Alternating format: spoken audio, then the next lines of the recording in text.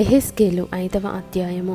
మరియు నరపుత్రుడా, నీవు మంగళ కత్తి వంటి వాడిగల కత్తి ఒకటి తీసుకొని నీ తలను గడ్డమును క్షౌరము చేసుకొని త్రాసు తీసుకొని ఆ వెంట్రుకలను తూచి భాగములు చేయుము. పట్టణమును ముట్టడి వేసిన దినములు సంపూర్ణమైనప్పుడు నీవు పట్టణములో వాటి 3వ భాగమును కాల్చి 2వ భాగమును తీసి ఖడ్గము చేత హతము చేయు రీతిగా దానిని చుట్టూ విసిరికొట్టి మిగిలిన భాగము గాలికి ఎగిరిపోనిమ్ము. నేను ఖడ్గము దూసి వాటిని తరుముదును. అయితే వాటిలో కొన్నిటిని తీసుకొని నీ చెంగున కట్టుకొనుము. పిమ్మట వాటిలో కొన్నిటిని మరలా తీసి అగ్నిలో వేసి కాల్చుము.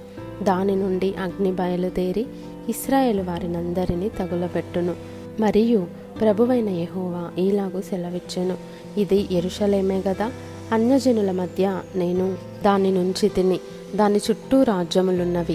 అయితే వారు నా విధులను తృణీకరించి నా కట్టడలను అనుసరింపక దుర్మార్గతను అనుసరించుచు నా విధులను కట్టడలను త్రోసివేసి తమ చుట్టూనున్న అన్యజనుల కంటెను దేశస్థుల కంటెను మరి అధికముగా దుర్మార్గులైరి. కాబట్టి ప్రభువైన యెహోవా ఈలాగు సెలవిచ్చుచున్నాడు, నా కట్టడలను అనుసరింపకయు నా విధులను గైకొనకయు నుండువారై మీ చుట్టూనున్న అన్యజనులకు కలిగియున్న విధులనైనను అనుసరింపక మీరు మీ చుట్టూనున్న దేశస్థుల కంటే మరి అధికముగా కఠిన హృదయులైతిరి. కావున ప్రభువైన యెహోవానగు నేను నీకు విరోధినైతిని. అన్యజనులు చూచుచుండగా నీకు శిక్ష విధింతును. నీ హేయకృత్యములను బట్టి పూర్వమందు నేను చేయని కార్యమును ఇక మీదట నేను చెయ్యబూనుకొనని కార్యమును నీ మధ్య జరిగింతును.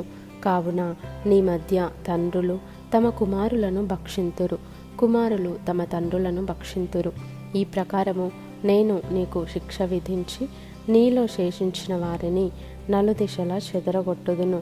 నీ హేయ దేవతలన్నిటినీ పూజించి నీవు చేసిన హేయమైన క్రియలన్నిటి చేత నా పరిశుద్ధ స్థలమును అపవిత్రపరిచితివి గనుక కరుణా దృష్టి అయినను జాలి అయినను లేక నేను నిన్ను క్షీణింపజేసేదనని నా జీవముతోడు ప్రమాణము చేయుచున్నాను. ఇదే ప్రభువగు యెహోవా వాక్కు. కరవు వచ్చియుండగా నీలో 3వ భాగము తెగులు చేత మరణమవును, 3వ భాగము ఖడ్గము చేత నీ చుట్టూ కూలును. నేను కత్తి దూసి మిగిలిన భాగమును నలుదిశలా చెదరగొట్టి తరుముదును. నా కోపము తీరును, వారి మీద నా ఉగ్రత తీర్చుకొని నన్ను ఓదార్చుకొందును. నేను వారి మీద నా ఉగ్రత తీర్చుకొను కాలమున యెహోవానైన నేను ఆసక్తి గలవాడనై అలాగు సెలవిచ్చితినని వారు తెలుసుకొందురు. అలాగూ నీ చుట్టూనున్న అన్యజనులలో నిన్ను చూచి వారందరి దృష్టికి పాడుగాను నిందాస్పదముగాను నేను నిన్ను చేయుదును. కావున నీ పోషణాధారము తీసివేసి నీ మీదికి నేను మహాక్షామము రప్పించి నీ వారు క్షయమగునట్లుగా వారిని క్షయపరచు మహాక్షామమును పంపించి కోపము చేతను క్రోధము చేతను కఠినమైన గద్దింపుల చేతను నేను నిన్ను శిక్షింపగా నీ చుట్టూనున్న అన్యజనులకు నీవు నిందకును ఎగతాళికిని హెచ్చరికకును విస్మయమునకును ఆస్పదముగా ఉందువు. యెహోవానగు నేనే ఆజ్ఞ ఇచ్చి ఉన్నాను. ఈ ప్రకారము నేను నీ మీదికి క్షామమును దుష్టమృగములను పంపుదును. అవి నీకు పుత్రహీనత కలుగజేయును, తెగులును ప్రాణహానియు నీకు కలుగును. మరియు నీ మీదికి ఖడ్గమును రప్పించెదను.